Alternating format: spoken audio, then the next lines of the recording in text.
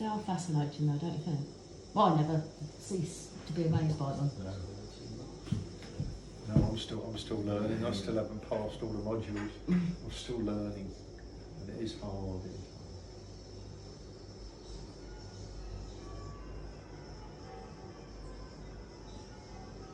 I just put my foot down and stick it. I know, isn't it?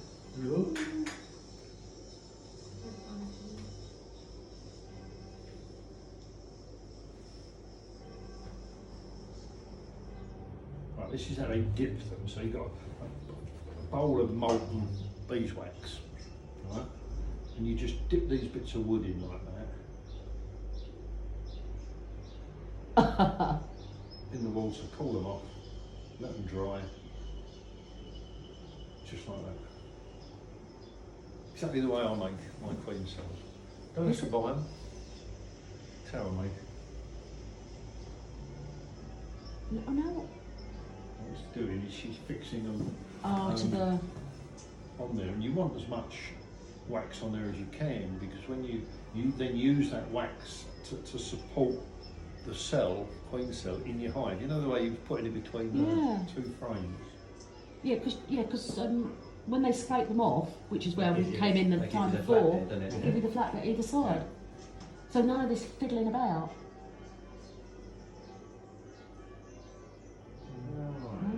Now grafting, now what's the grafting, right? So they picked out the right Ready, cell. steady, go! They've made all their own, so they haven't spent a penny yet, they've just used the beeswax. That speed, can you graft at that speed? What? Unbelievable. Well, I've done a lot of grafting, but I can't do that. There's hundreds, hundreds. Amazing. It's easier doing it sitting down on the bench than doing it out in the field, though, isn't it?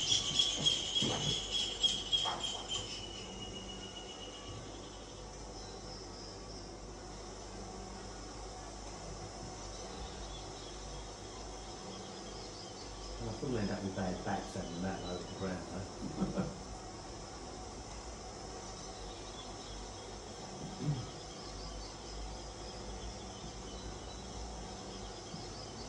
That's queen cells. That's whole rows of queen cells there. I think I used 2 rows on each. And I think they're Davids. I don't think they're commercial high. I think they're Davids. They're all quite big, small loads. Right. Careful you don't shake the bee off the food, you know. They're not even sealed, those ones. I obviously did that for the camera.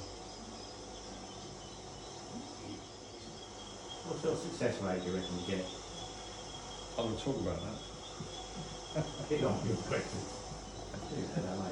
You keep asking, that's what I want. I I want don't people to like ask. those. I don't like those things. What, queen excluders? Horrible. I like the bars are much better, but...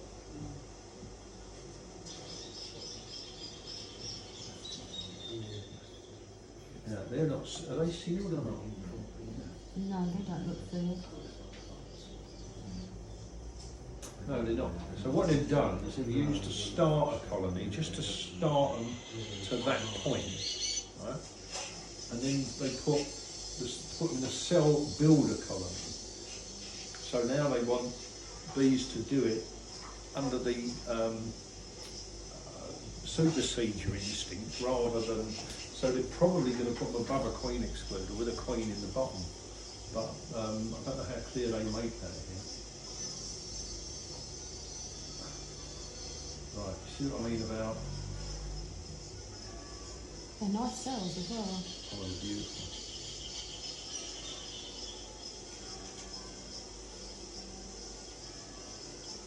To do that, you need a lot of bees, a lot of bees.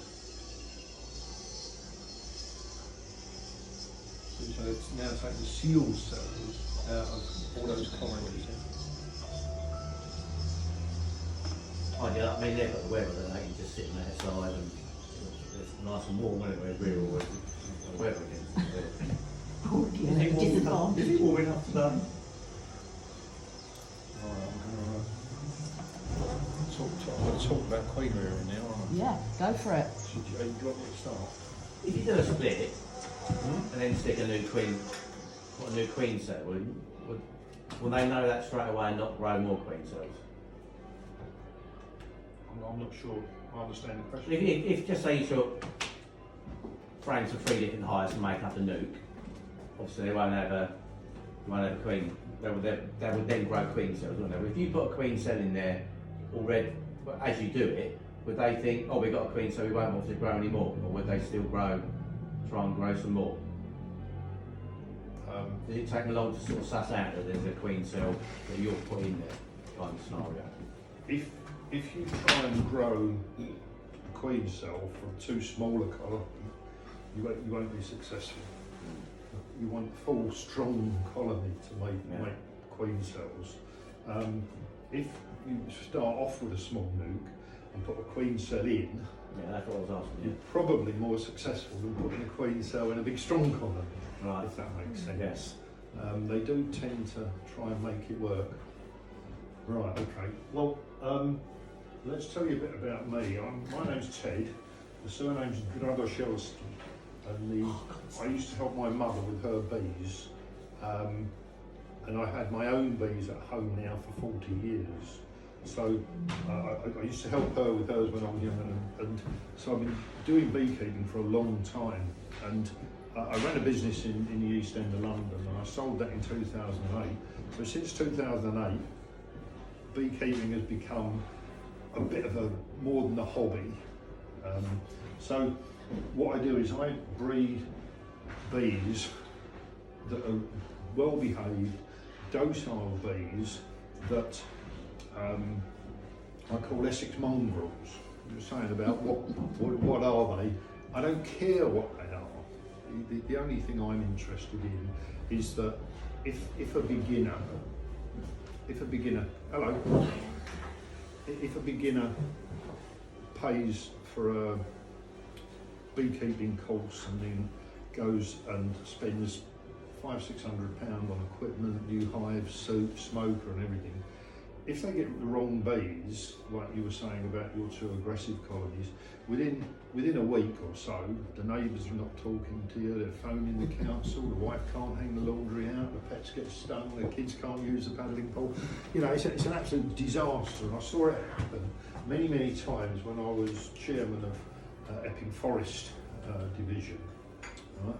And so I started taking it a bit seriously. I took a few exams in beekeeping, and I became an examiner for the basic exam in beekeeping, and I've since done the advanced husbandry, and I'm an examiner for the general husbandry exam as well. There are in this country on the last list I saw was 147 master beekeepers, and I've got another 5 modules to go before I become a master beekeeper. People with an NDB, National Diploma in Beekeeping, there's only about 5 or 6 in the country, including our own Clive de Brun locally. So I started taking it a bit seriously, and in 2018, in the Queen's birthday honours, I got awarded the British Empire Medal, which is what that is, for services to beekeeping, plus other charitable works. So you can see I do take it quite seriously. Let's see if I can get this.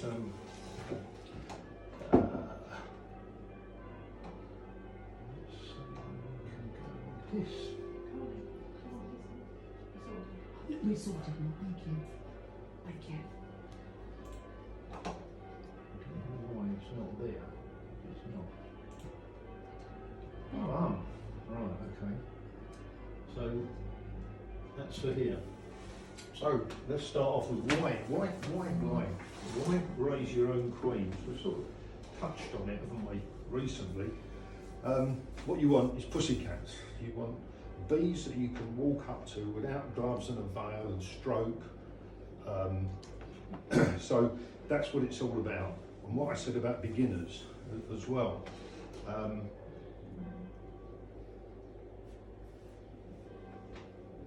Saves buying and importing queens. I'm not a believer in importing them from Argentina like we've just seen, or from New Zealand. We've kind of touched on it, because if you go to New Zealand, anybody here been to New Zealand? You'll know that they don't put cattle away in the winter. The sheep, the cattle are all out all winter. climate is so different from ours that the bees that they produce are acclimatised to that.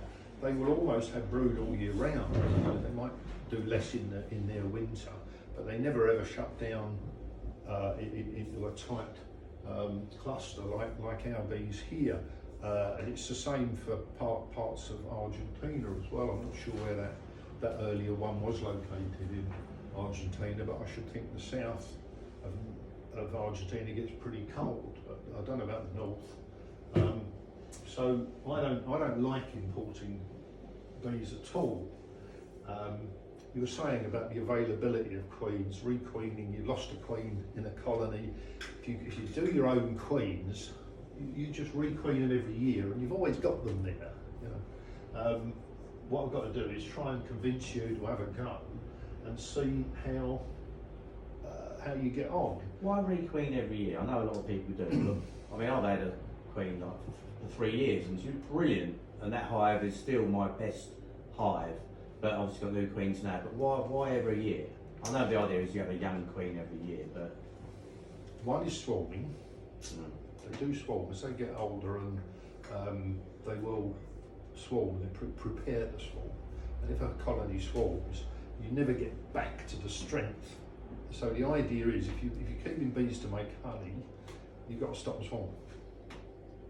So an old queen means that they're going to start swarm preparation soon, and she will run out of male sperm in a spermatheca. They do run out and start laying drones. You get the odd drone in amongst you have a look. If you've got one 3 years old, I kept a breeder queen going for 4 years by moving her from a big colony into a nuke, and that cut down the amount she had to lay. But she made such lovely bees, you know, honey production, swarm control, and obviously, if you've got a nice colony, it's much easier to monitor it for mites and for disease. Checking for AFB, EFB is so easy with a nice colony.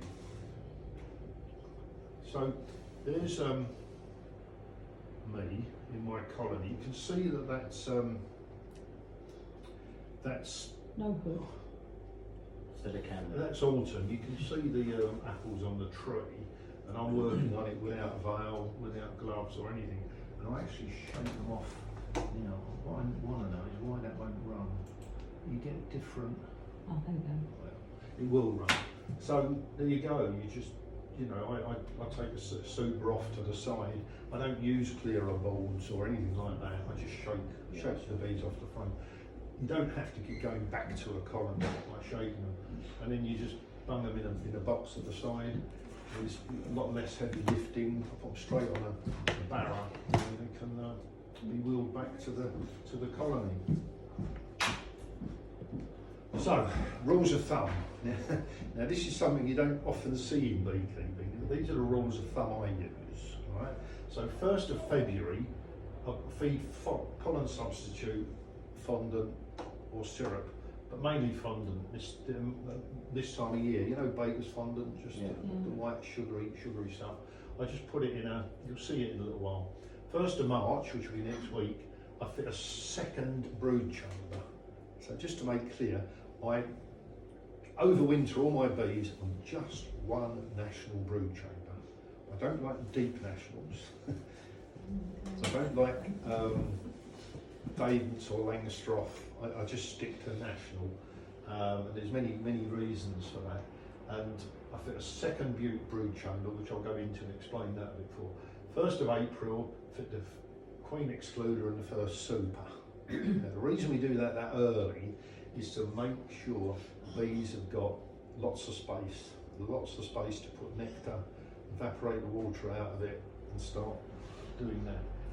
The 1st of May, prepare a starter colony, begin the first queen grafts. Now, you can't do anything until you've got drones. If you ain't got mature drones, there's no point in raising queens because they've got to have something to make them. Mature and drones do take 3 to 4 weeks before they're ready from when they emerge. Do you always run a double brood box then? You always run double brood? Mine are on double brood. I mean, I've got one that's on double brood. That's my best one out of all of them. But I normally do brood and arc. But Okay. Good. In beekeeping, there's 3-4 ways to do absolutely everything. And if your way works, it ain't wrong, is it? No. It's not wrong. You do whatever you like, do whatever works for you. Make up nukes with frames from the bottom brood chamber. Right? This will all make sense when I go through this. Come on. July, make up more nukes. August, 1st of August, swap out any old comb and reduce all colonies to one brood chamber for the winter. As early as that? Yeah, 1st of September, remove any supers for extraction, feed and treat for varroa. That's the rule of thumb, and that's what this if anybody wants this, they can have it. Just email me and I'll send it to you. Well, if you send it to me, I'll send it round to everybody. Yeah, Here. okay. All Give me your email addresses and make sure you get it. There's a couple of other things that I brilliant. offer as well. Success rate from grafts. If you put in 100 grafts, you'll get a 40% failure at every stage. We had 50%. So if you're lucky, you'll have 22 queens out of 100 grafts. And that's only if you're really lucky. Right? Okay, let's see what we got. Right, spring preparation, you need lots of bees. So there's the Chinese containers that I use. You see that with, see there, there's a Chinese container with fondant and a little bit of pollen substitute in there. That's just a cover plug that. And that's what you do, bung it in. There's one of the brood chambers, show you some more of them. And they're the nukes that I use. I made up 10 of those, and they're just 5-frame national nukes. The reason they got a big deep roof is that you put a feeder in underneath the roof. Don't need eeks or anything like that, just bung a feeder. Works very well. Make up the brood chambers of foundation. I just use old frames, I recycle the old frames, put them through the solar wax extractor and sterilise them, put a new sheet of foundation in, and they go in all ready for next year. Drone foundation, I put one frame of drone foundation, which I'll go into in a sec. Always use a dummy board, nuke boxes. Yeah, you have to have lots of equipment. You've got to really plan it, and don't go to a colony and say, oh well, this could do with another brood chamber. I'll go and make one up. You know, it's too late. You've got to have it all there ready. Plan it. But we can go into that. There's half a dozen brood chambers. They're just national brood chambers. Each one's got a dummy board and a frame of drone foundation in it, which I'll explain. So when you're selecting the queen, which you're going to take grubs from and you're going to actually put them in and use them, there's 3 very important things, right? Temperament. And Temperament. It's a bit like planning. I mean, it's everything. If you go to your hive and it's nice. I mean, I've got one. Sat there going, I think Queen's got to go as soon as we go. Yeah, it's everything, isn't it? The bees are nice. I'll tell you a enjoyable. little story. Right? I always thought that the aggressiveness was genetic. Right? And for example, I had a guy on an allotment who had built up 8, 9, 10 colonies on this allotment. He was really pleased with them, they're doing really well, but a couple of them went very, very aggressive. And they started stinging all the other allotment holders. The minute they walked in to check their vegetable patch, they were stung. And so he was told by the authorities very, very clearly, get them off this allotment immediately. You know.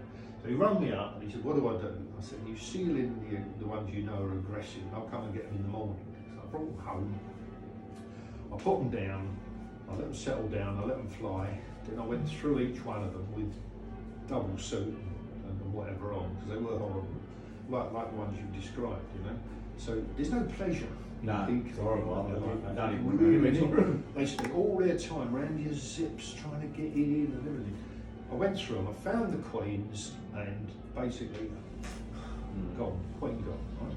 I put one of my queens in, and I'd say within 3-4 days they were all.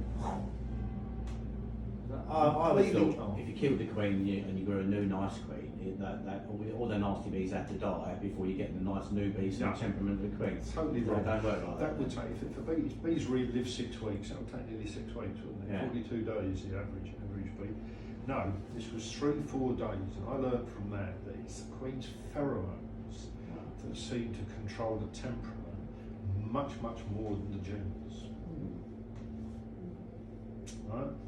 You have sisters, one in one hive, identical genetically, one's vicious and one isn't. Why don't you can have quite a nice hive that suddenly becomes aggressive? Is that purely the queen's pheromones make them aggressive? Yeah, failing or, in some way something has gone wrong with her. But, I've had a lovely hive before now, and then sort of they get really aggressive for a while, and then you change the queen, and then they calm right down again. So it's purely on the pheromones of the queen. Well, there are other factors that do affect her. One is farmers spraying, definitely affects her. And the other thing is when they go on a monocrop, by that I mean I'm out in the middle of nowhere, and I've got Epping Forest one side, I've got Lee Valley Park the other side, which are lovely, and the rest of it going north is all agricultural. And it's fine when they're growing field bean, but when they grow rape, and the bees are just on the rape, they tend to get very aggressive. Yeah. I don't know why. Mine are friendliest when they're on the borage. I'm sure that must be bees run, because when they're on the borage, they're really friendly, really easy to deal with. They just seem to be, they go mental on the borage. Bees are happy when they're best occupied. They're best occupied when they're collecting nectar and pollen, but mainly nectar. And they seem to be happier and they're less interested in Killing people you. interfering. Killing you. So what we got? Healthy bees, you know how to check them for disease and things. Fecundity, you know what fecundity is? I've never even heard about it. Well, that's the laying rate. A fecund queen is one that lays profusely. Depends what you read, but they lay between 1,500 and 3,000 eggs a day. Which is a lot of young bees coming in, actually. So it's a fecundity of the queen that influences that. Hygienic behaviour, maybe they sling out things. They easy to shake off frames. You saw them there. I like them when they go and they drop off without clinging. Some of them are like Velcro, aren't they? Yeah. You've got to pull the bees off the front. Well, if you're going to shake them to harvest your honey, you don't want ones that have got Velcro legs, do you? You want ones that go just drop off. And low tendency to swarm, which I don't find now because of the way I keep bees. I don't have swarms. I know it's easy to say. Right, no hanging clumps. I hate it when they all hang along the bottom. So that on my notes gets across, so that doesn't get mated from. Really, just something as simple as that? As simple as that. People talk about, ones that collect loads of propolis and things like that. It's all rubbish. If you've got the right spacing in your beehive, they don't collect too much. And not, when you pick up a frame, they're all running about, and you can't find the queen, you can't see anything, you can't look at anything underneath. So I avoid them. There's traits that I avoid, but the main thing always is temperament. Yeah, temperament. So, to expand them, we put on the pollen substitute and fondant early in February until there's a good flow, and the flow will always depend on the weather. You know what happened last year? Last spring, we didn't have a spring. It was wet, it was cold, the bees just couldn't get out. The ones that did on a very, very odd warm day, they collected just enough pollen and nectar to survive. There was no spares at all. But what they did do was they managed to raise a few bees. So my crop of honey, instead of the year before, 2020, I had 1,800 pounds of honey. Right, 1,800. That's 20 hives off in my backyard. Right. Last year I had 900. Exactly half, because they only collected in the latter half, really, the summer crop, July, August. That was it, and that's what I got.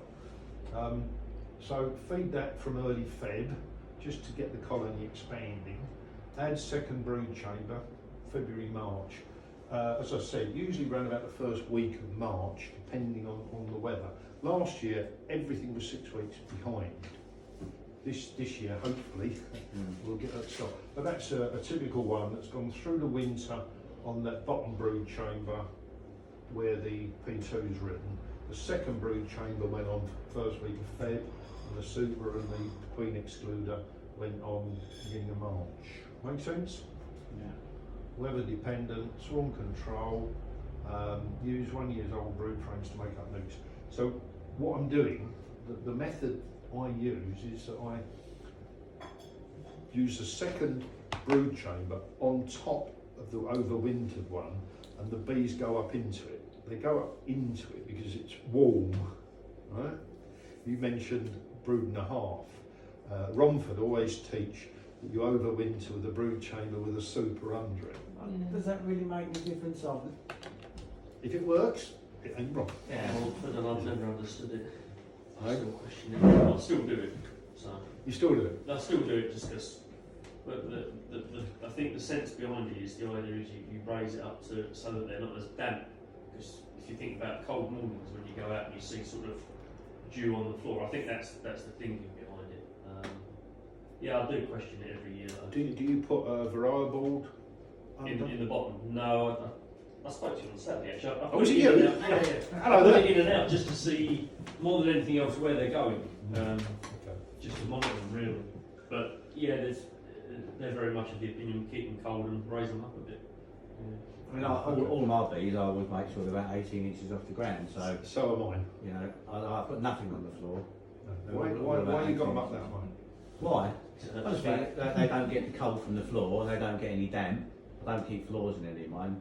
I do it for a simple reason. Oh, and your back, yeah. I mean, that's the main reason. It's your back. I said like those other guys. And do you know what? That's as good a reason as any. I set Oh, I think my that stands helps. up so that I think that helps. my brood chamber, so I'm lifting out brood frames at that level. Yeah. So I'm standing up straight and I'm picking them up. And that's why I have it. And I've got them on decking, some of them, most of them on decking. And I can walk along and I can tell you where the bee cluster is just by the wax cappings that are on the floor under the hive. And you can tell where the cluster's moving in the winter, where it is. Yeah. And you can actually get under with a torch and just have a look, make sure everything is all right in there. So I don't put a varroa board in, counting boards, I don't put one of those in at all. No, The only time I put them in is 1 or 2 days when I'm monitoring for a mite drop. And otherwise they're completely open to the elements of mesh floor. And also the other thing I do first week of March as well is take the entrance block out. I just leave it completely empty. There are no predators around for honeybees in the spring, so just open them up. Make it easy for the bees to get in and out when it's warm. Don't make them queue a narrow entrance. It's not going to make any difference to the temperature anyway because you've got a complete open mesh floor behind it. So that's a typical drone frame that I put in that I was talking about. What I want to do is I want to flood the area with drones, so hopefully the queens are mating with drones from my apiary. Can't control where the drones go or where the queens go to a drone congregation area, but use just an uncapping fork down there occasionally, just lift a few, see if there's any varroa in there. There's none in there actually, no varroa there. But if you do find there's a drone foundation, a drone frame like that of maybe 2,000 drones on each side is a varroa factory. So you've got to be very conscious of the fact that if they're getting flooded with varroa, then you want to put that in the solar wax extractor and put another sheet foundation in another frame, which is what I do. I sacrifice the drones, but it's a known method of varroa control. Drone sacrifice, it's called. The other thing is to prevent inbreeding. I tend to, ones I'm taking eggs from this year, I don't put a frame of drone brood in. I use that in other colonies so that I get lots and lots of drones, but not from the one I'm taking grubs from. I don't think inbreeding on the level I do it is ever going to be a problem for me, but just in case I do tend to stick to that. Cell starter colony. Now I don't actually use that anymore, but I made one, and it's a frame. It's a box where the frames sit quite high, and you just put in bees from 3, 4, 5 colonies, and frames of emerging brood, and you fill it up as much as you can with bees, and you shut the entrance, and you just leave them for a couple of days. I put a syrup feeder and a water feed on their water supply on there. Plenty of ventilation, lots of big gaps of mesh everywhere, so you get lots of ventilation. And the bees do get a bit angry in there. And then what you do is you grab it by those great big handles and you just bang it on the floor. And all the bees drop to the bottom, which is why you've got that big space at the bottom under the frames. And then you just lift the top off and put in a bar of queen grafts, you know, just the grubs, put them in and let them raise your queen cells. You can use that, and then every 3rd or 4th day you can take them out and put them into a finisher colony and put another lot of grafts in there. Right? So you can get quite a lot of queens raised in a very, very short time. What most people suffer from, most beekeepers suffer from, is not having enough colonies to put the cells in, or not enough to even supply enough bees for a box like that. So as I said, there's a bit of planning in there, but if you're working with others or a divisional apiary, as long as you all agree, you can do that. In a division, if you've got an apiary with 6, 8, 10 hives in, you can do that and then share the queens amongst you. So you all requeen that year, and you have a few spares to make up some nukes, and then you've got them ready to go. You could use a standard nuke box with those sort of extra dividers, couldn't you? To give you a higher brood box rather than make one up. You could use that, couldn't you? Yeah, buy one that's for Deep National. But it's not. I haven't fallen in love with that method. Let me put it that way. I haven't fallen. A lot of people use them.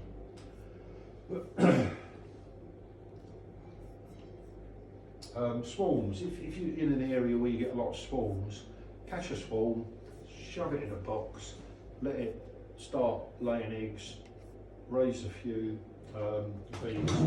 Then you take the queen out because you don't know where she's come from or who she is, and you put your own queen in, and that's a good way of raising cells and finishing cells rather than raising cells. You can put them in, and they'll raise a queen, your queen. Sometimes you have to. They're so determined to raise from their own genes, their own stock, that they will actually ignore other queen cells and raise their own. So sometimes it's better to wait 3, 4 days until anything that's usable for a queen has gone. Then you can put your own queen cells in. Then they haven't really got a lot of choice but to accept them.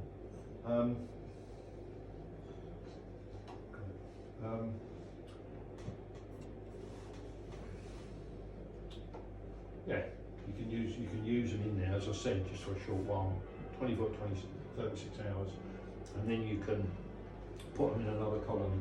Queen-right colonies can be used when using a cloak board. Does anyone know what a cloak board is? No. Cloak was the man who basically designed it. He. Well, I've got one Can't there. John's actually. No, the cloak board is one where you slide a board in, so it seals it off completely. Bottom brood chamber, second brood chamber, with a queen excluder. But you put a board in, so you can slide a whole board in, or a small board in, or whatever, along runners, and you seal it off. So the top brood chamber, the bees in it think they're queenless because they're not getting any queen pheromone from the bottom brood chamber. So they raise them with an emergency instinct. I'm just going to try and explain the difference between emergency queen cells and supersedure cells, right? So the cloak bulb just cuts off the queen pheromone and makes you. I'll come to that in a second. So grafting, basically, I did bring some props with me.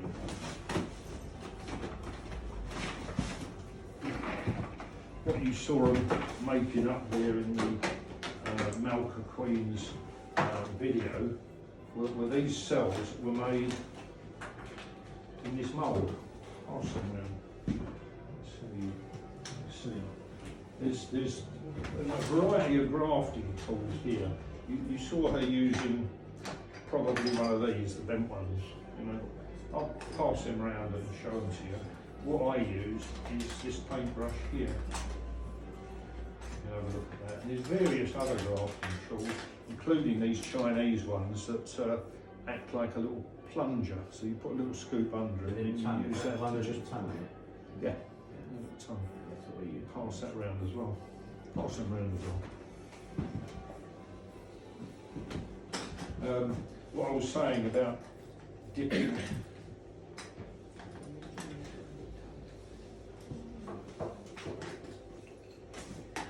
Make your own. You saw in that film. Some of you saw it in the film. They were making these little wax cells. That's how I make them. I just dip one bit of wood into there and into water, and you pull that off and repeat it. You make loads of them, 10-15 minutes. Make enough of them to put on a bar for the queens to raise on. So that's that lot. But selecting the frame, you want the right age of grub that you're going to transfer into a cell. What I use is mainly these PZ, BZ things. You've seen them around? Looking for one with no. That's how you buy them. You buy them, they're quite cheap from Thorns or wherever.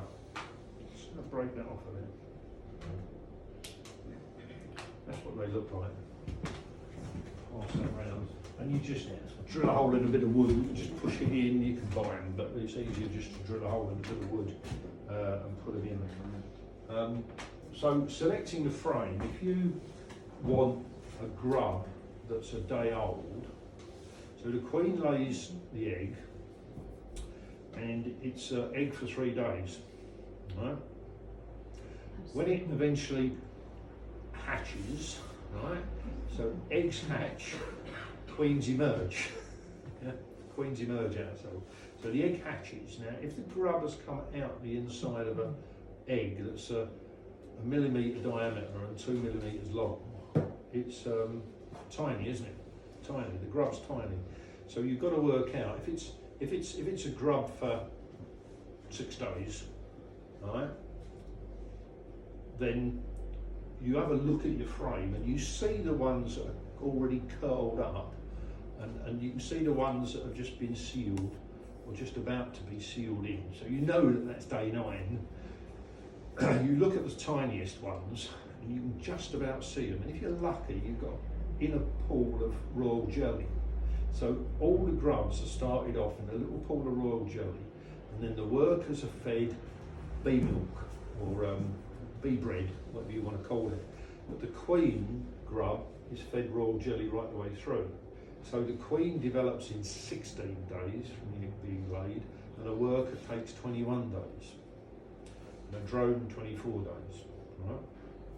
So why does a queen at 16 days become a fully developed female with proper mating equipment and egg-laying fallopian tubes and so on, and the worker female doesn't? It's purely diet, and apparently that royal jelly, which is high protein food, turns on certain genes that are not turned on in the female. So I think diet is clearly very, very important for those grubs. When we're trying to raise queens, you want to make sure that they get plenty of that raw jelly.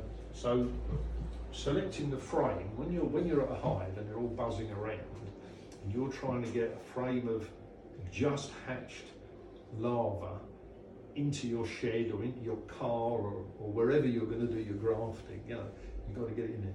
So I always use a box with a hot water bottle in it, in the bottom of it, and I tend to put it in the box, and I select one where I can see eggs just emerged ones, you know. It's like, and it's part of the exam is selecting that frame for the examiner and taking it into a shed and actually graft the grubs across into these cells, these PZ cells, or into your homemade wax cells, whatever. Very, very interesting. That's Roy Crockley over there. You know the man who does the wax, Roy Crockley. He tried, but he just didn't have the eyesight. He had magnifying glasses with lights behind them, you name it, but he just couldn't see the grub. So if you've got bad eyesight, forget it. Get a youngster in there to do it for you. Yeah? That's a good idea. Down the bottom is the Miller method. Anybody know what the Miller method is?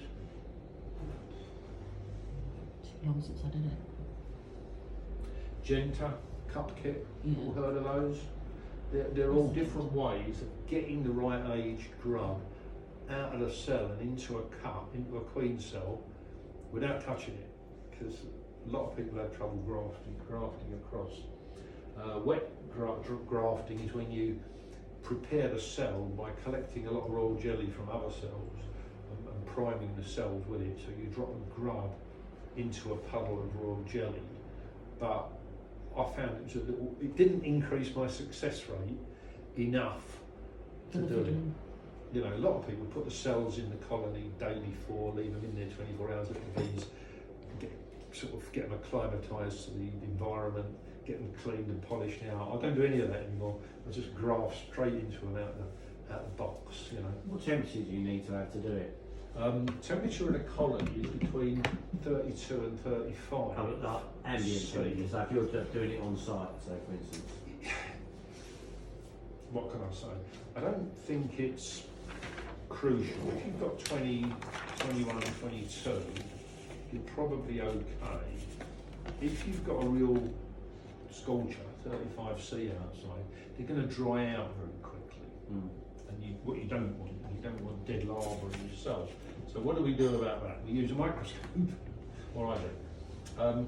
That is a picture taken of one of the grafted larvae, and that's magnified 40, you know, on a dissecting microscope, and you can't see it that clearly on that, but the grub has little breathing holes, ventricles, I think they're called, along each side. So some of people teach that you don't turn the grub over when you graft it. Take it out of a cell. If you flip it over, it will drown. Rubbish, rubbish. We've shown there that you can put them in either way up, and under a microscope you actually see the breathing holes moving. You can just see the light glistening on the edges of them. So we know they're alive, because if you mush them, if you accidentally wipe them up the side of the cell you're grafting them from, they become a mushy mess. So forget that. Supersedure instinct. Now I started talking about that. It's use forming or emergency. The queen larvae are fed better and for longer under the supersedure, right? So you're talking about your 3-year-old queen getting old. So what the bees will do at great leisure, when the queen starts to fail, and that means they know how many sperm she's got stored, or whether, you know, if she loses the use of a leg, for example, she can't get down in the cell properly to lay the egg.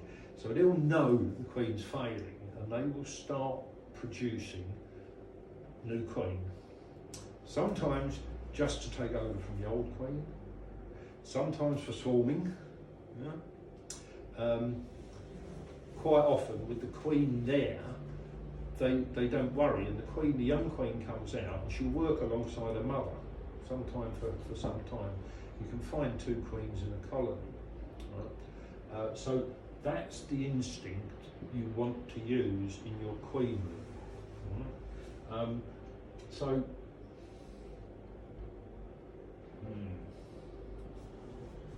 Yeah, there's special edition, special issue. I don't know if you've seen any of the BBKA. They produced one on swarming, they've got another one on biology, another one. And there's one on queen rearing, and it's very, very good. Also, Clive de Brun did, I don't know if anybody from Malden went to that, but he ran a course that was about a 6-week course in the evening at his place in Stock. I was more confused at the end of it than I was at the beginning. You went on it, did you? Yeah. Anyway, immediately after that, he wrote. Then I got even more confused by somebody else. That was a long time ago, actually. Anyway, immediately after that, he did a 4-week, 4-month articles in the, I think it was the BBKA News, or was it the? But he did these 4 articles, 1, 2, 3, 4, 5 articles on queen rearing, all explaining in great detail, probably better than I could do, what I'm talking about here. So again, I've got these. If anybody wants them, I can email them to you.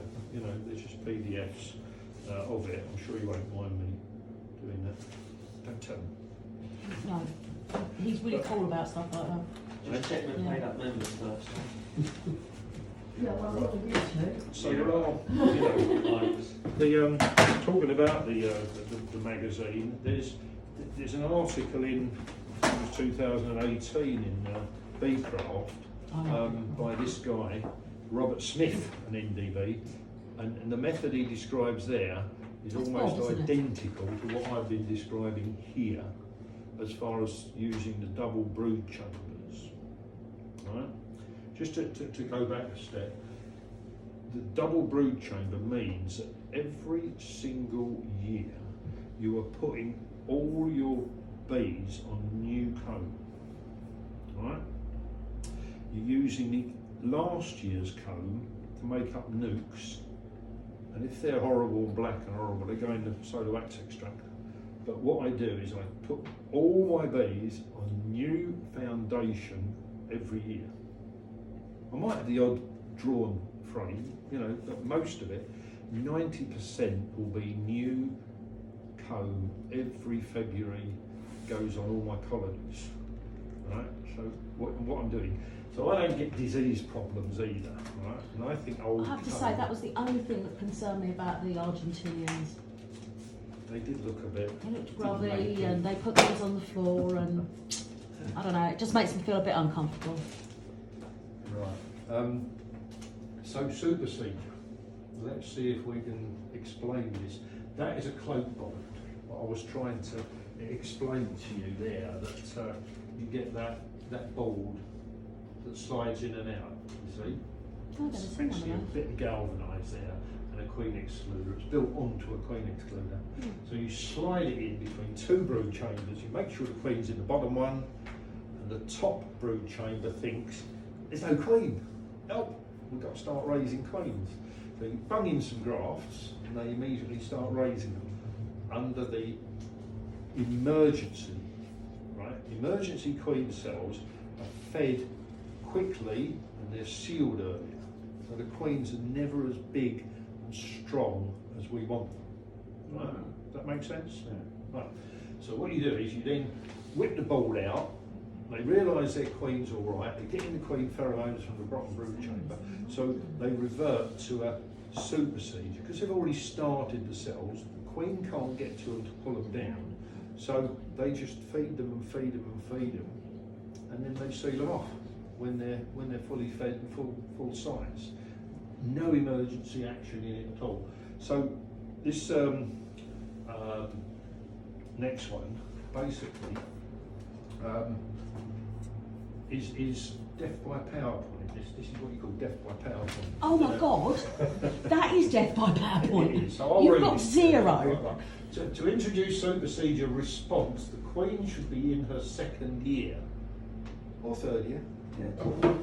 This is to ensure that there is not an abundance of queen substance passed through the queen excluder, and the workers in the upper brood box do not receive a full share of the queen's pheromones. Hence, they perceive her as failing.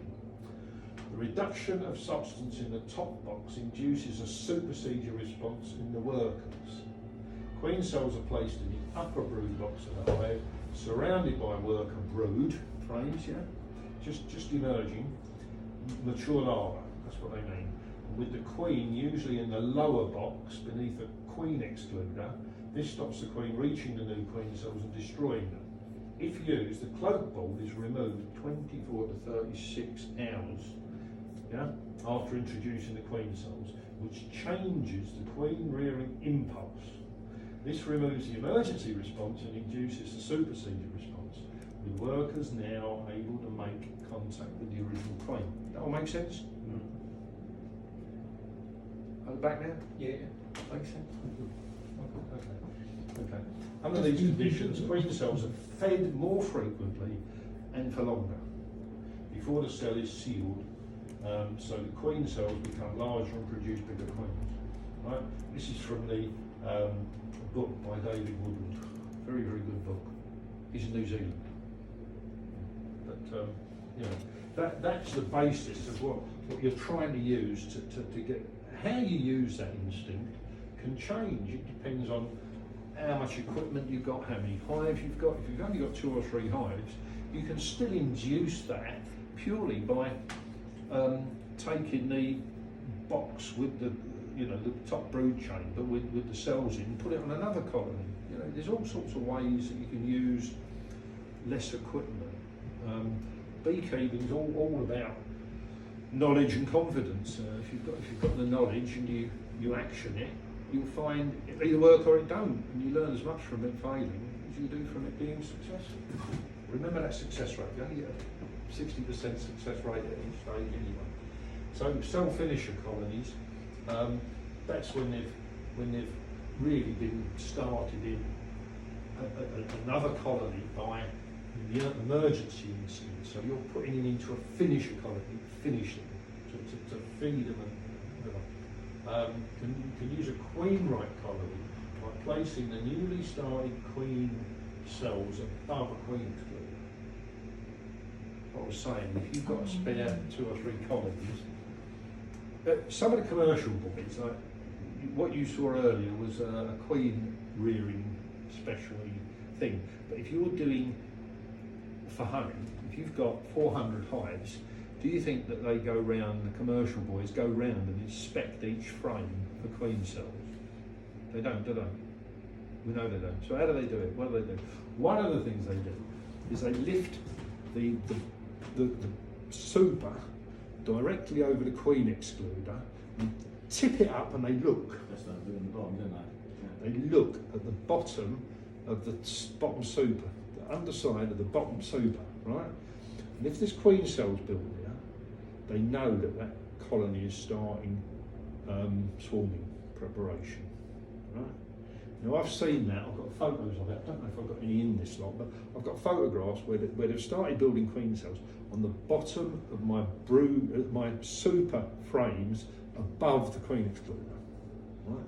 The minute you see that, you know that they're starting. So there's no going through each frame in each brood chamber. The commercial boys just don't do that, you know. They lift it up, and if there's queen cells started, right, okay, we'll split that colony. Or they'll, find a queen and put a new queen cell in. Usually they'll make up a nuke, stop them. Whoops, where are we? Right, so you can, if you worry, you can put, there it is, look, I've got, where'd it go? Oh yeah, somewhere. I've always got a bit of silver foil in here, and that's just ordinary, silver foil that I wrap round a queen cell when I'm putting it into a colony, so nobody can pull it down. They won't go in the end of it, but they'll pull it down from the side. Usually another queen.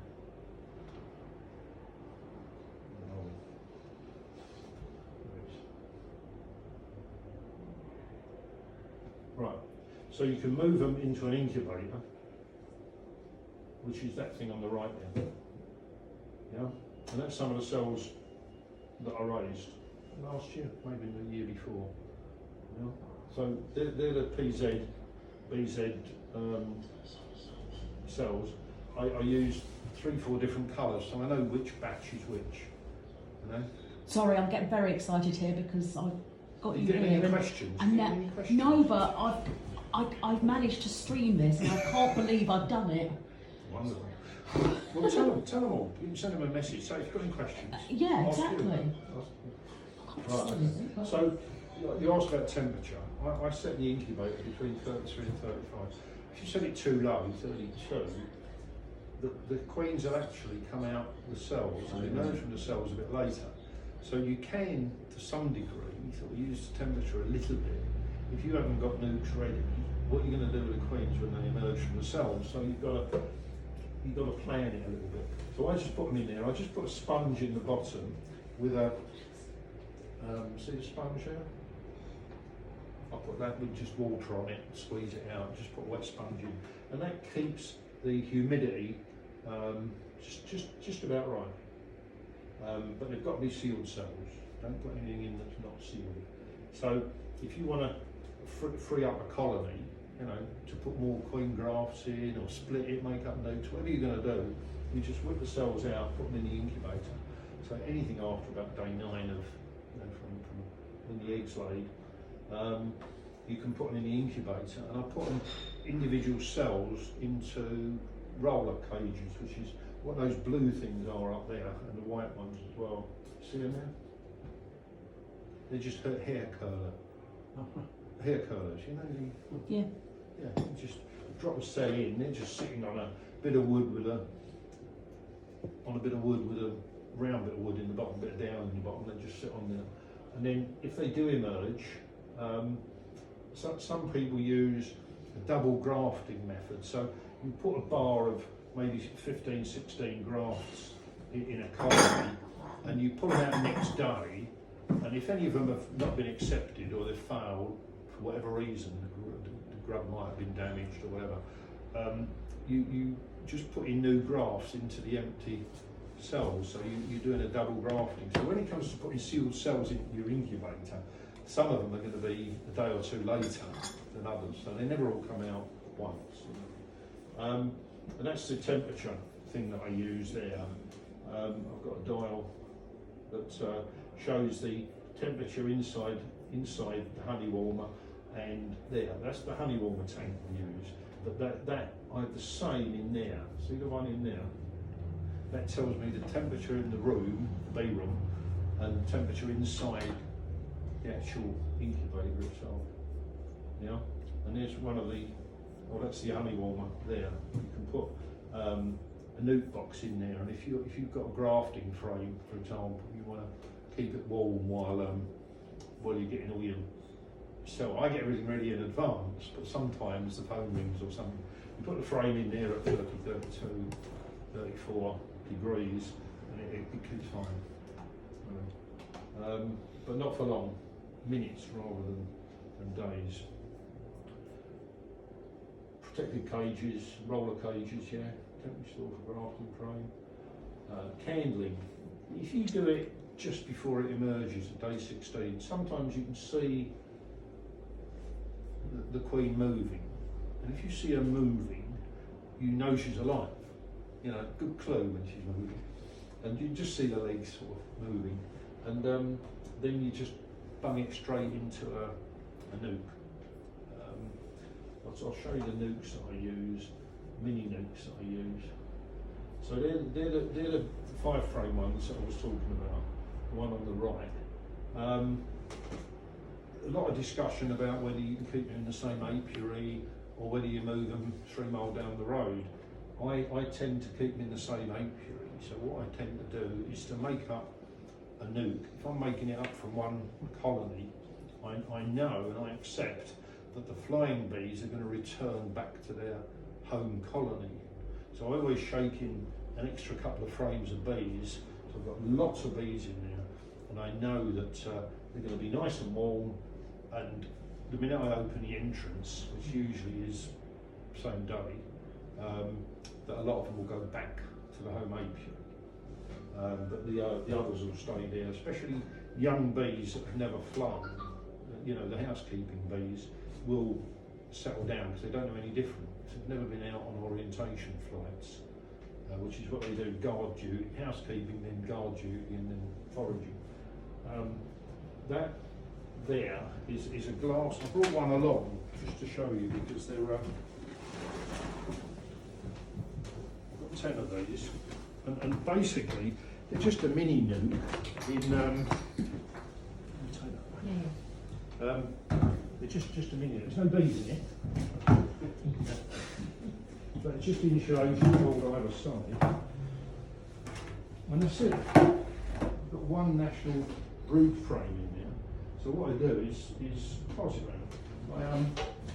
I put in a frame out of any colony that's got brood that's fully mature and just beginning to emerge out of the colony, out of the frame rather. And then I put that in, and almost immediately I put either a queen that's emerged in the incubator or a queen in a cell that I'm confident is okay.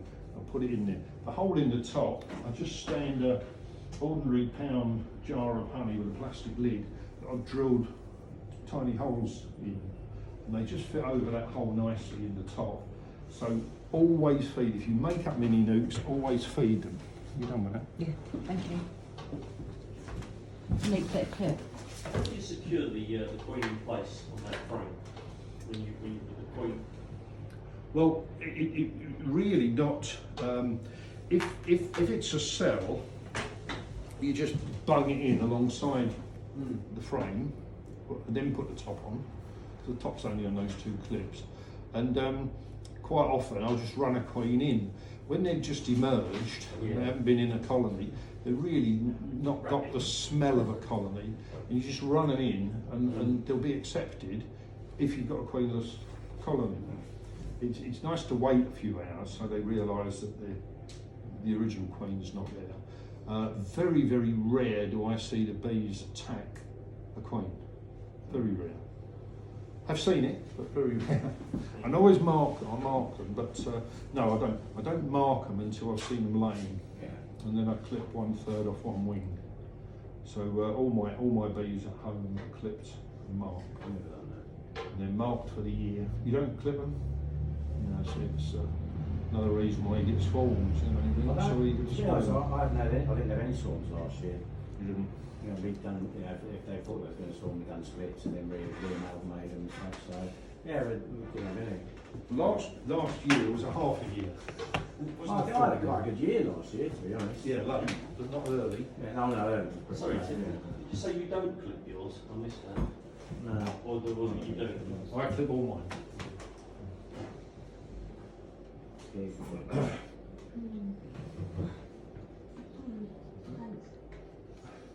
Right. In my area, the average for the queen to start laying is about 12 days. So I actually start looking for eggs at about 10 days. But the average is 12 days.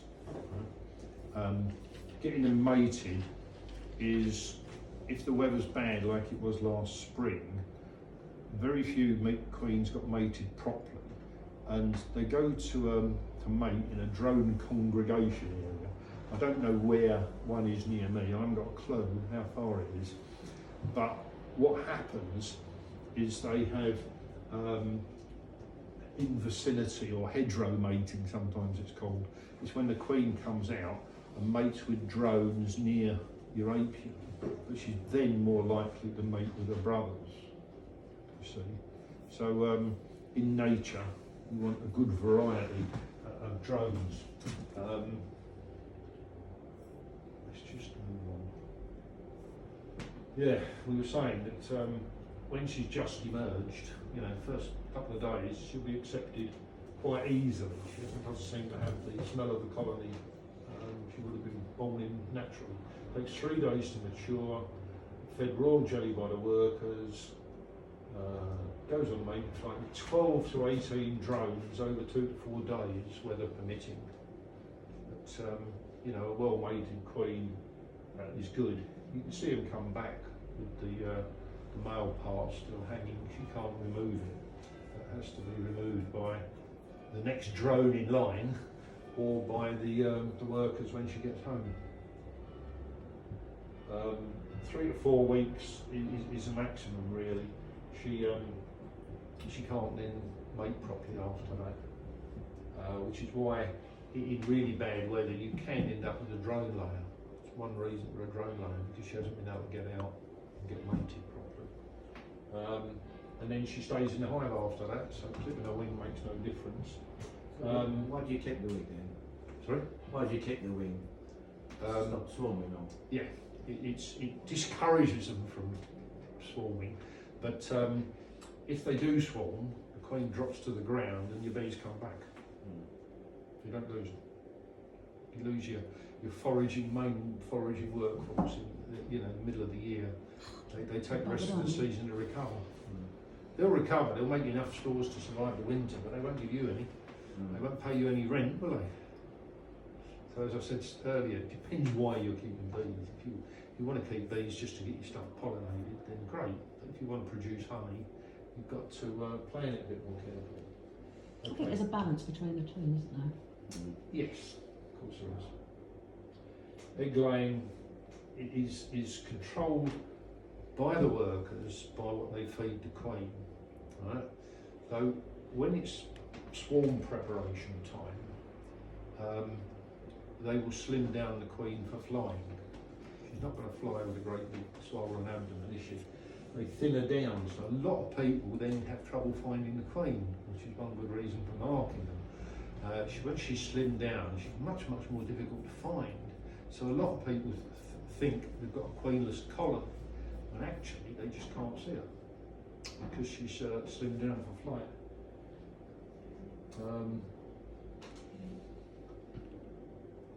So I always check the sealed brood before I let them go. So if I'm supplying nukes to beginners, I need to see sealed brood. If she's a drone layer, I can't supply her to a beginner, can I? So you have to make sure that she's doing the right thing at the right time. There's the queen banking setup that you probably saw in that other film, you know. I use it. You can have 2 layers there. You have 3, 6, and 8. So you can have 16 queens in that one frame. Drop it in the middle of a strong colony, but need a couple of queens on each time. They seem to die. Either they give up the ghost or they don't get fed for some reason. Don't know why. The other thing is the instrumental insemination. Anybody ever had any experience of that? Sounds painful. It's a very deep, long subject, which we're not going to go into today at all. But that Malka Queens one that we saw did show you how they use CO2 to make the bees basically go to sleep, so you can do what you like with them. And that's what you have to do with the queen, so that she stays in that. You actually have to open her up with two hooks. It's yeah, and you have to do it all under a microscope, you know. Yeah. And then you have to collecting the sperm off the drones is a nightmare, because the drones won't mature enough to produce the sperm unless they're flying. So you can't collect the drone out of a hive, squeeze it until it pops, and then suck it up. Damn it! Can't do it. So they have to fly. So people who do instrumental insemination have to build a cage for the drones to fly in. Otherwise, you can't predict which drones you're using. Because drones go in any colony. They're probably the worst varroa spreaders ever. But they go into any colony to eat, wherever they happen to be at the end of a hard flight, day of flying around a drone congregation area. Anyway, that was another queen banking there. That's the other cages, the yellow ones we were talking about. You can put them in like that. Like doing it, but sometimes you have to. Queen introduction. You were asking about where you put the cell. The best way is to make up a nuke and drop a cell in like that, just between the frames, and slide them up. Leave it in there. always near some young brood where, you know, where they expect to find a queen cell. Where would they make it if they were building their own supersedure queen cell? They build it, you know, on the face of the comb rather than along the bottom, and that's where you put the queen cell. Try and work with the bees, what they expect to see. There's another one of those nukes full of bees. Just a syrup, just a inverted sugar syrup on that one, you see. And there's you can't really see it, but all my hives are on stands and under two big willow trees. You know that all the books say don't put hives under trees. Ignore all that. Don't put them in a straight line because you get too much drifting. I ignore that as well. Yeah, me too. But it's like driving a car. You have to teach people how to do it by the book, and then they can, once you've, you know, sent them off and they've got just that little bit of confidence. If you ever see bees where they can, don't they, rather than with the book itself, which is what works for you. If you go to Eastern Europe, they keep bees in wagons. They have 40 or 60 hives in a wagon, and they pull it from field to field with horses, you know. And all these bees are all tightly packed next to each other. And now, when they're moving 20, 30,000 colonies to the almond trees in California, they don't even see where the entrance is. They just forklift them onto a lorry and drive. That's it. They start off at night, but once they start moving, the bees don't fly out. They don't lose bees flying off. But I think they've now found out that the problem that they called colony collapse disorder was purely American based. We never really had it here. They lost thousands of colonies, didn't they? Ones released low on the lorries, they lost 20% or something, was it? Crazy. More than that. But what they've found now is that if you use corn syrup to feed the bees, there's something in the corn syrup that doesn't agree with the bees. So what they were feeding them was something that poisoned the bees. And because they need them for things like the almond trees, they tend to move into places like Nevada desert to overwinter. So they put them in the desert. And there's just nothing there for them, and they need water. You know, The Americans can be a little silly in that respect. Yeah. They forget things like that. You're American, what do you expect? Well, yeah. It's just commercial beekeeping. You're focusing on money, aren't you? You know, the bees are a necessity, but they're not a love. No fondness for them, is there? What I do with the nukes is I unite them over newspaper. I use newspaper a lot. You know, it's the best way. So if you've got an aggressive colony, the best way to requeen it is to find a queen, kill her. I've already got quite an order book this year. Because we've had no beginners classes for 2 years. I've got quite a stack already. I've got about 14 nukes ordered, and there's people that ask me for them that are already beekeepers that want colonies as well. And I say you've got to wait, got to wait. I've got to get the beginners off the ground first. That's my priority. So I just get a 5-frame nuke. I put newspaper down over a queenless colony. Poke a few holes in it. Very important. Always poke a few holes in it with the edge of your hive tool. Then stick the 5 frames out of the nuke straight over the middle of the brood chamber, and another newspaper and the supers, a few holes, the supers that have come off the original colony. If there isn't any, just crown board and roof, you know, and then I leave them. And when you see bits of paper coming out the front entrance, you know that they've united and they've started clearing the newspaper out. Yeah. Sometimes it can be a week, sometimes, you know, but you have to check them, you have to have a look. I've had odd ones that just for some reason haven't gone through the newspaper. Another one, they attacked the queen when they united. I don't know, perhaps I didn't leave them queenless long enough, but you know, they've got their own personalities and they do their own things sometimes. But I know what works in the majority of cases, and it's really the same with the single frame there.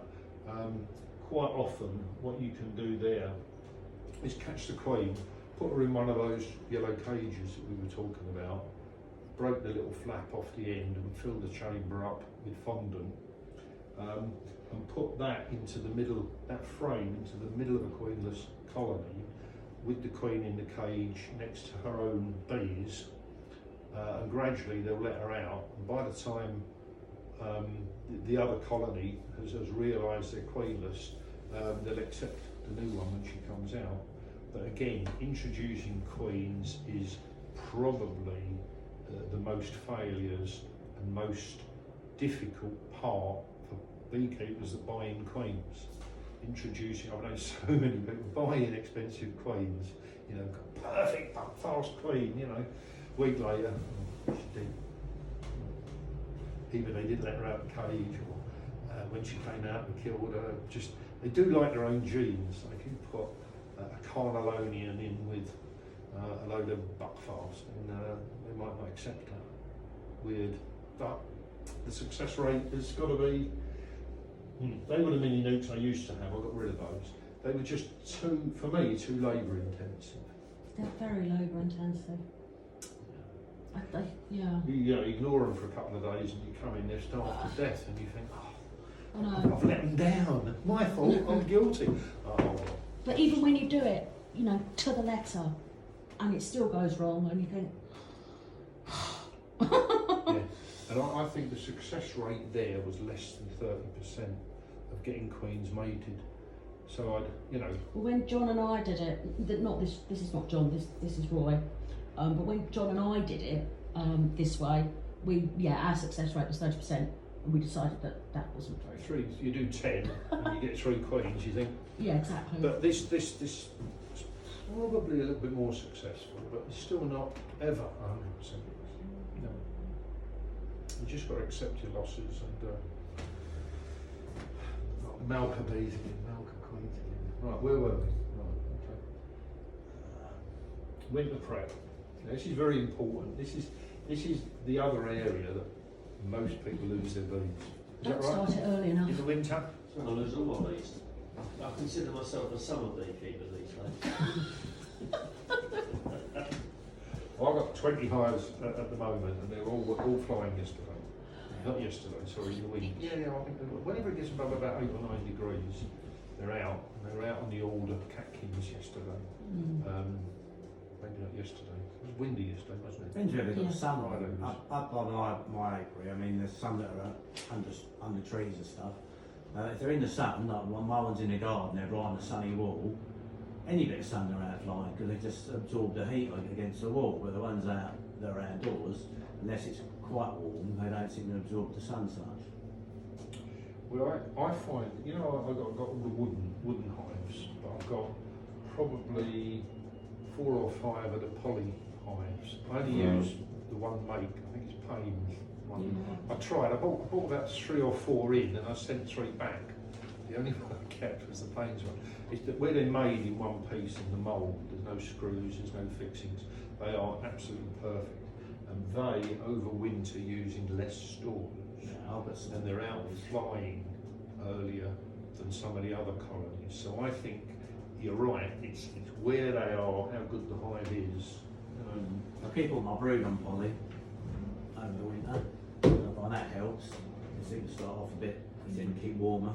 Well, the Scandinavians have been using them for a lot of years. They took a long time to get sort of established here, but the Scandinavians have been using them for about 40 years quite successfully. The Lure Bellow is really nice, because it actually slots on the top and can't move around, so you don't have to sort of get it on, it just locks on. It's got like a little groove, so it just locks on. See, I think You're talking that's Florida really brood nice. chamber or brood chamber All of them. super. See, I think Brood and that's the a clever. That's a really good. Yeah. Because that's one of the problems, isn't it? Is that they can move around. With that they don't. Especially when you put poly with wood, and it's, for some Yeah. reason it seems to. But I don't use polys. The 3 I told you I sent back, that was one of the reasons I sent them back, because they slotted in. You The did. ones I've got slot into the floor, but it's very, very rare. But because of the way Oh, I the keep paint ones bees, do, don't they? Slot onto the floor. I'm taking a brood chamber off the bottom, putting the top one on the bottom and putting the bottom one back on top, and then breaking that down into nukes. You see. So I always this is another thing that when I'm doing basic exams, it's one of the ways you know which division's been training people, because some divisions teach you to put, you know, you put a hive together by putting it on the edge and putting it down slowly, or putting it on the back, bring it down slowly, give the bees time to get out of the way. I don't. I always put them like that. Yeah, that's what You know, if we you've do. got lugs in to locate, you can't do that. And the bees I always see we end up with crushed bees. And I think that's one of the biggest spreaders of disease, especially nosema. If you think about a colony in nature, most of the bees die outside. The ones that die inside are immediately taken out by mortuary bees that take them out and dump them outside. The only way you get a crushed bee, with guts all over the place inside a hive, is by the beekeeper. And how do the bees remove it?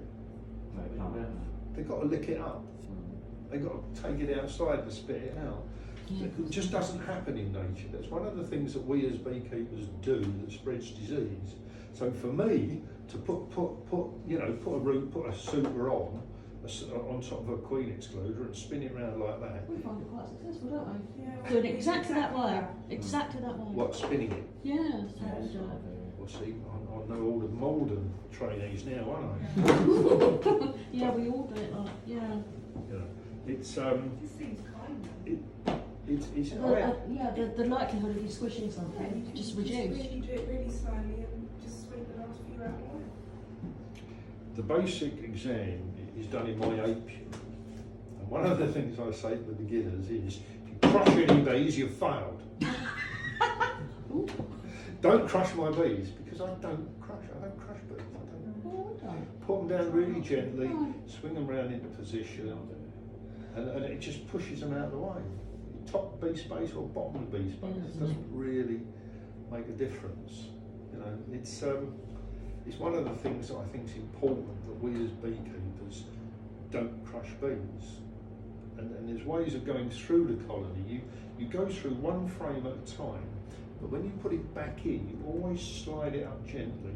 Use the smoker to just push the bees away from where the frames meet, push them up, and then when you finish going through it, you slide the lot back together.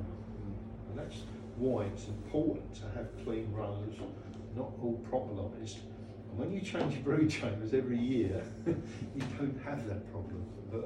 I'm so glad I found somebody else who does it every year. Yeah. I get berated for it.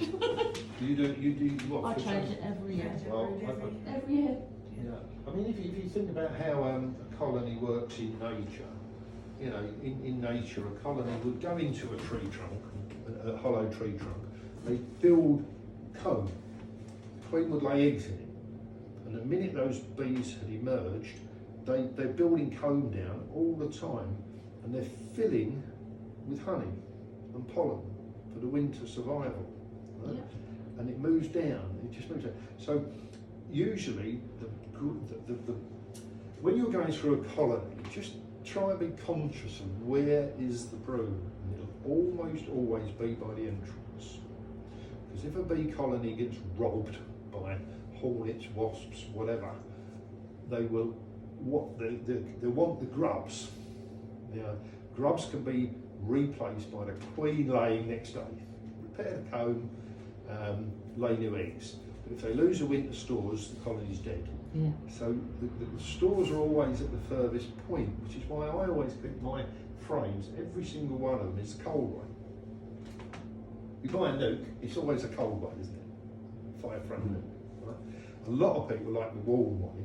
Well, to me, the bees have got too far to travel to get up to dump their load of nectar and go out and collect more. So I always put them the cold way, and they go straight in, either right, left, and they've got an empty frame, haven't they? Otherwise, You go up. and if you look So at you can cold way, warm way, cold way, warm way, or cold way, warm way. cold way all the way, I keep them all in line. I think that's important.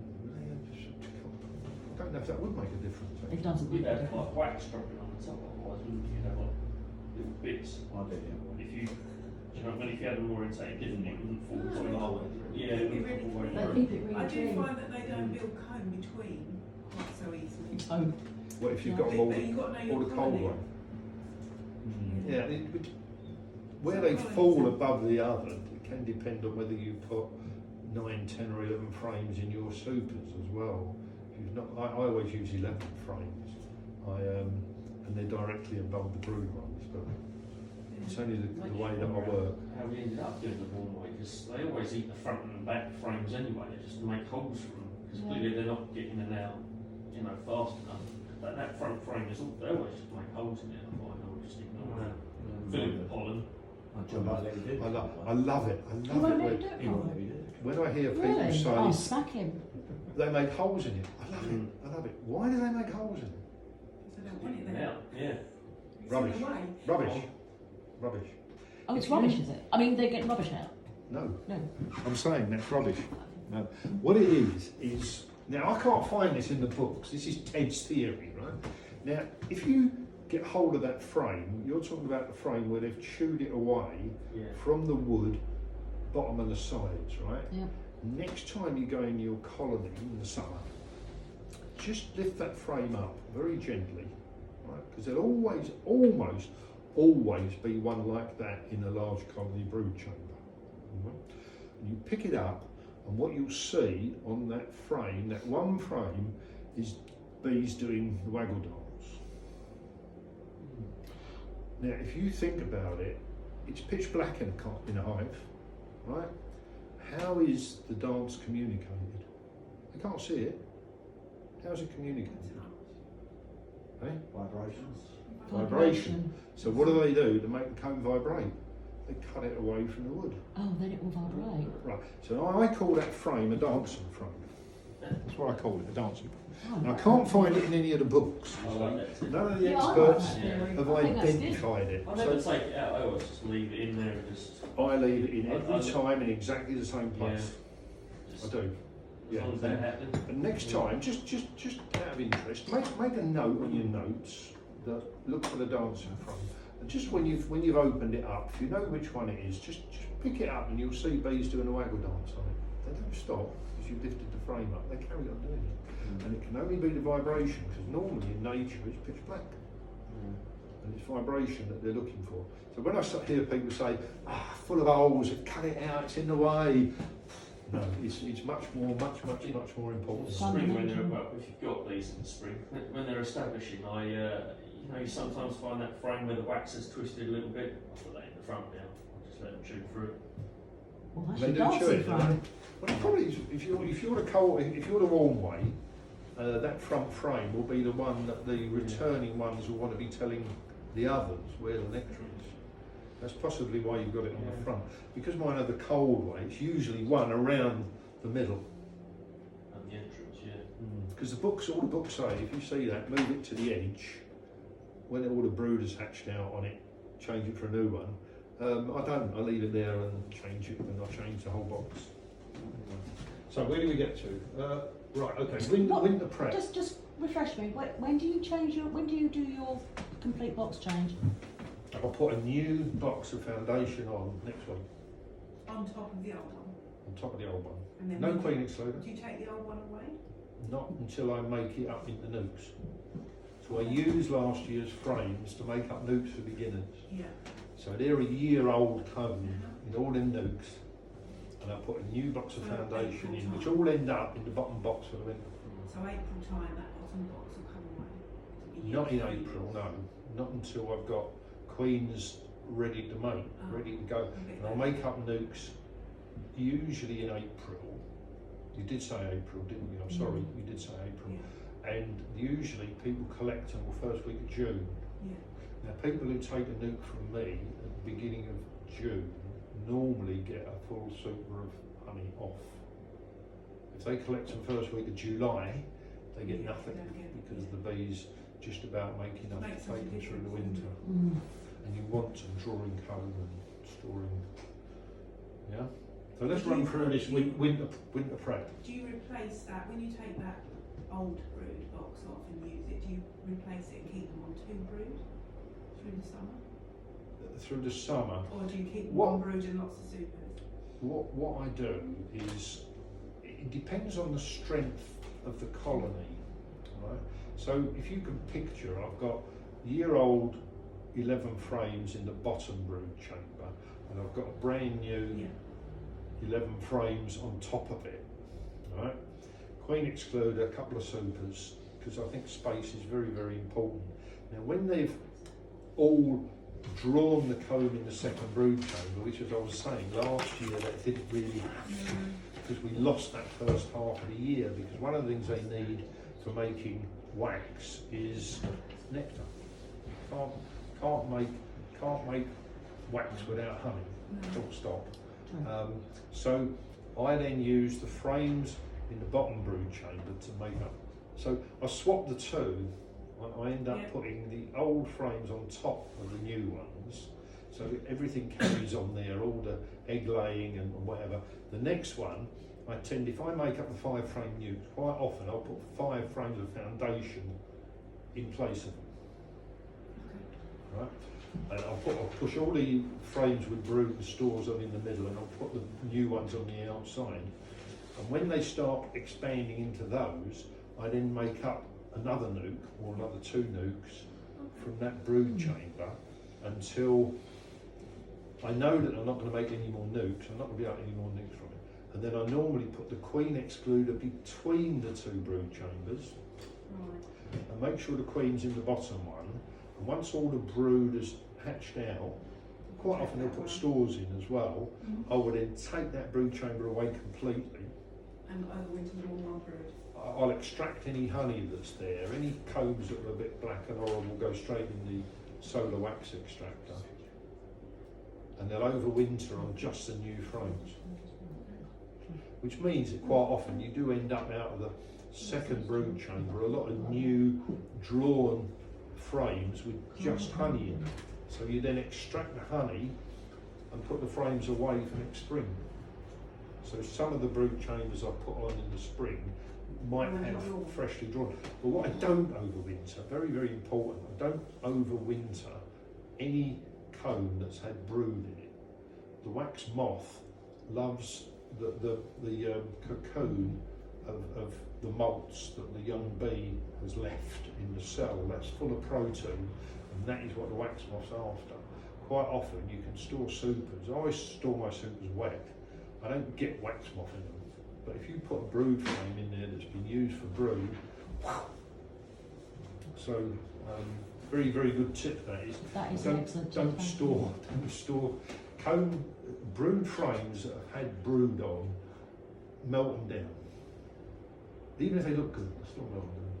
Right, so what we got? Early August, position the new brood chamber under the queen excluder, fill the best quality frames from both brood chambers in the bottom.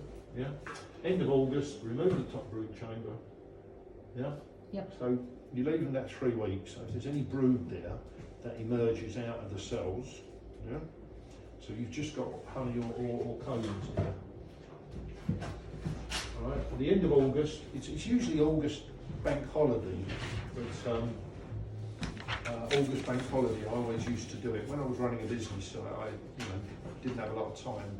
The wife used to go away that weekend with the kids, and I would stay at home and do all the. I only ran about 5 hives in those days, but I used to take the lot off. I kind of got into the habit, and it worked. It worked well. Was take all the honey off. Anything they collect during September, October, November, they keep, which means some ivy, which isn't always good. And 1 brood chamber, treat for variety. Now, that picture shows you the stand that I use. See that stand? On a bit of decking. And you see what drops there in the winter. 1 brood chamber, mesh floor, open mesh floor, no insert. That's it. That's ready for the winter. That's what they look like today. Only some of them have got leak on top because I've got a Chinese container of fondant on at the moment. Open mesh floor. Now the feed, the 20 kilos or 44 pounds, how do you get to that? Is that wet food? Wet feed? I just Oh, buy I in know the invert sugar. We had this conversation on the phone, didn't we? I I buy the inverted sugar. The main reason is saves Glenn getting sugar everywhere in the kitchen. that's a good reason. But the invert, you buy it, Invertes or Apical or it's The Apical. things in the canisters. No, we had him inverted we had this year. Invertes, yeah. No, it It's was just called inverted inverted. sugar, which means it doesn't grow a mould. No, it doesn't. It doesn't go off. So what I don't use in the autumn feed, I've got ready in the spring for feeding the newts that I make up. So it doesn't go off. If I dissolve sugar within week 10 days, it's growing a mould. It's just too much. If the bees don't take it down and get it sealed in, it goes off. So I do like that.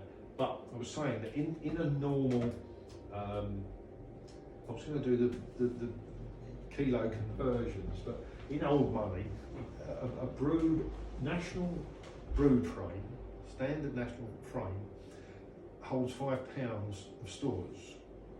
All right, just fine. So to get to your 40 pounds, you need 8 frames of stores, don't you? Out of your 11, you want 8 frames of stores and 3 of brood. That's the perfect colony for going through the winter. And you've got to achieve that really by the middle of October, say. Anything after that, they have trouble processing it. So what I do is I feed my bees all with the big feeders, you know, Yeah. Square one. yeah, there's lots of different types. Some with round things inside, and some with a wall they go over. Miller feeders and compact feeders and Ashforth and can't think of any others. But there's so many different. I've got 2 aluminium ones I got from my mother, you know, and my mother, she is 97 on the 21st of March this year. 97. She's a year older than the Queen. She was going strong, but she's failed a bit over the last 2-3 months. But I think it's the beekeeping that keeps them going. I really do. So I feed them. I put a big feeder on and empty a whole Apical thing in there. And usually within a week they've taken the lot down and I can take it off almost dry. You know, works very well. It just means you've got to have a lot of them. If you've got a lot of colonies, you spend the whole of August and September if you had lots of hives doing it one after another. And I do think that feeding can set off robbing that time of year. So I tried to put a feeder on each colony at the same time. So smaller ones I tend to have just the contact feeders, which sometimes might be just a plastic bucket with holes drilled in the lid. That works as well as the expensive ones where the bees are concerned. I'll put that on with an eek. The eek can be a super or a brood chamber, spare brood chamber. That way you just have to lift the roof and have a look. Because if it's a see-through one, you can see if they've taken it. And if you're not sure if they've taken it, you just get a felt tip pen, put a mark on it, come back in a couple of days and just have a look. If it hasn't dropped, then you take it off and try something different. That happened on one hive this year, and I thought, why haven't they taken any feed? I opened it up and it was absolutely packed with stores. That's why they hadn't taken any That's feed. why they hadn't taken it. So I just took it off and put it on another colony. It's fine. But yeah, that's what happens. Treating for Varroa, very important. We were having that discussion earlier. I think the winter losses this year are mostly down to Varroa. What the Varroa do is they feed on the hemolymph of the bee, and they eat the fat bodies in the blood, or the hemolymph of the bee, and it's those fat bodies that they need to survive the winter. So if a grub is born in October and never ever goes out foraging, it might go out and do an orientation and a cleaning flight, but it doesn't do the foraging, right? So if the blood gets sucked while it's still a grub in the cell, it won't live for that October, November, December, January, February until the new ones can take over. So the queen starts laying in January, really, which is why I feed them the fondant on the first week of February. If the bees are weak when they're born, they don't make that 3 to 4 months life cycle that they're supposed to do. When you go through your colonies in the summer, just stop and have a look at the bees every now and again. And if you look at the young bees that have just emerged and they're on house cleaning duties, the edge of their wings looks like a mirror, just completely solid line around it. You look at the ones that are coming back loaded with pollen and nectar, their wings look like lace. They're all frayed at the end, and all uneven, and you can see that. So bees in the summer work themselves to death. They literally do wear themselves out, and a lot of them die out in the field because they can't get back to the colony. So you want those young bees in the spring coming through the winter. And I think that because we had such a warm autumn last year, the varroa mites kept multiplying when normally if it had been colder, that wouldn't have been as vigorous. So what I do is, the minute I take all the supers off, August bank holiday, so it's the last days of August, or first week of February, of September rather, I take all the supers off, take the second brood chamber off if there's still one there, so I'm down to one brood chamber of bees on that year's comb, new comb. I then use Apivar strips, which is, Apivar is, the active ingredient is, come on, I should know all this. I know what you mean. Can't remember. Is that So, not a thymol one? no. I don't use thymol at all, but again, that's a personal preference. I think the smell of thymol stops the bees taking down the feed.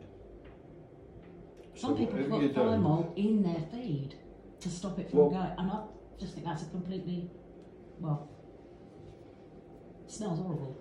If I don't like it, why would they like it? If it works, it ain't wrong. And I'm not that keen on it, but yeah. I don't use thymol at all. I don't use anything other than Bavaro, Apistan, or at the moment Apivar. Right? And they're the chemicals that just kill. It's like putting a flea collar on a cat. Don't hurt the cat, but kills the fleas. I see the strips doing the same, kills the mites but doesn't harm the bees. And it's important they're in there for 2 brood cycles. So that's the full six weeks on the instructions on the pack, right? The full 6 weeks during the period that my bees are making the bees that are going to be taking me through the winter. Does that make sense? Yeah? So you treat them then, you get healthy bees through the winter, which is why I've got 20 beehives at home, they're all flying yesterday, you see. Or the day before that.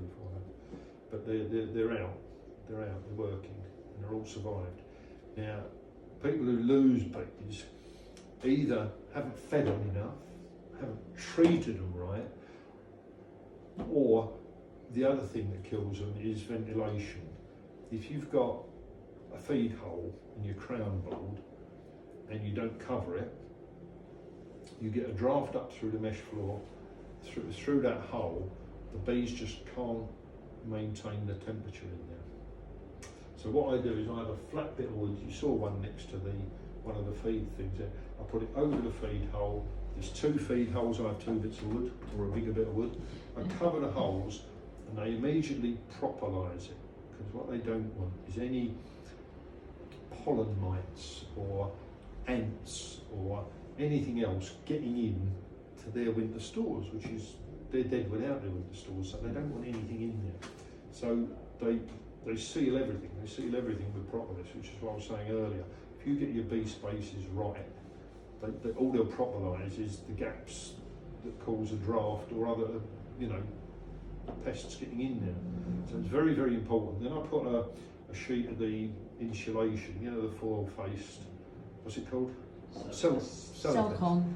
Celotex or Celcon, whatever. Celcon. I just had that and I put it in the roof, cut it so that it's inside the recessed bit of the roof, and then I whack that on, and that's it. Some people put an eek, with a blanket or sacking or whatever. That's fine. That's fine. Whatever is there to maintain the warmth. But if you had an econ there last Friday, it would have blown off. Because everything moved last Friday. Everything. Oh, not if you ratchet them all to Not if to you the. Sorry. Oh, yeah, put enough We weight on it. ratcheted to the stand and the whole lot went. The whole lot The whole lot. on a stand. Yeah. On a stand. To the stand. hive as The well. whole lot. What, a single or like a double stand? Double stand. Yeah, none of my stands got blown over. But because I've got eeks on at the moment with feeders, I did end up with at least 5 colonies had the roof or the eek move. A couple blew off completely, but fortunately I was there, and I just had a paving slabs there, and I just put them on top. So everything's secure. Yours, isn't it? Yeah. But I'll tell you a little story. I got the hives under the willow trees there that are behind that, and there's a bit of a mound, a long mound there, man-made mound, and I've got some hives on the other side of the mound, and then there's a dip to my neighbour's, which has got a shed there. He does all sorts of fowl, chickens and ducks and things, and I walked up on this mound and I'm looking at the beehives, and my glasses just flew off in the wind, just gone. I knew where I was standing and I knew they went off to my right. Could I find them? Somebody said, go out at night with a torch. Twice I've been out there with a torch. I can't find them. There's all brambles and, old stinging nettles and everything. I fingertip searched that like a murder scene. I cleared all the brambles, everything. Could I find them? I bet they were expensive as well. They're only 600 quid worth of glasses. It's not worth looking for, really. And it easily spares. Same make, still of it. So there's a little story of what can happen. So have we covered that? Has anybody got any questions about that? Because to me, that's one of the most. The winter prep is one of the most important things about beekeeping. Nothing to do with queen rearing, but Yeah, I think one of the things that, and certainly I can be guilty of this, is I leave it too late. I'm sometimes still doing it in September. I really need to have already done it. And I say it to myself every year. it's getting late. Finish by August. It's getting late, isn't it? Yappy var, is it oxalic acid that's in it? Is that No. what we're thinking? No, happy Use bar it is, Isn't it? has I'll look it up after. this is why I haven't done all the modules. Don't beat yourself up. How many colonies do you have? It's alright, Ted, you carry on, I'll Google it. Go on then. That's what it's there for, isn't it? Okay. We've had a good go at thinking about it. That's it really. I knew we were near the end and it was getting late. Is it amitraz? Amitraz, you're right.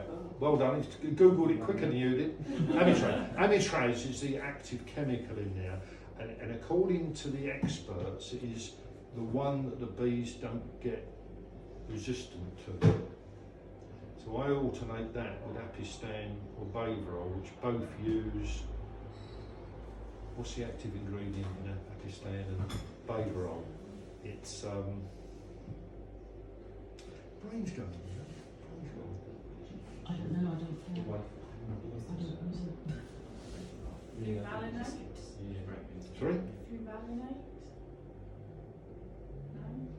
No, not the one I know. It's like a neonicotinoid, isn't it? Oh,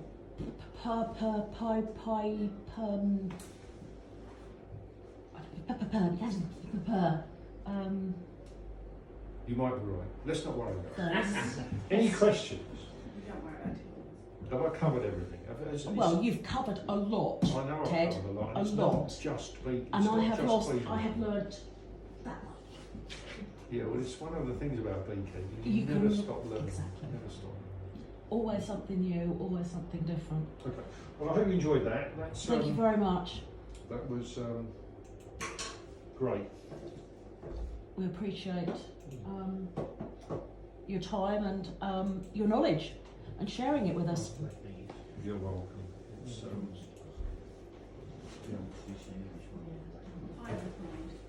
Sorry? That's it, pyrethoid. I knew it had pyrethoid. Pyrethoid. One I was. No, well, that's what Pyrethroid, is it? Oh, pyrethroid. Pyrethroid sounds more familiar. Yeah. Yeah, concept. It's like AFP, you know, it's AFP. American Foundation. Paean bacillus lama. And, you've got to learn all the Latin ones for these exams. No, what Lenisococcus plutonus for EFP. Sorry? Galleria melanola for the great wax one. What's the lesser wax one? Acriola grisella. You have to look it up if you want. No, I don't want to. But no, it's funny. If you use them, use them. Yeah, no, absolutely. Absolutely. Showing off. You are very welcome to show off.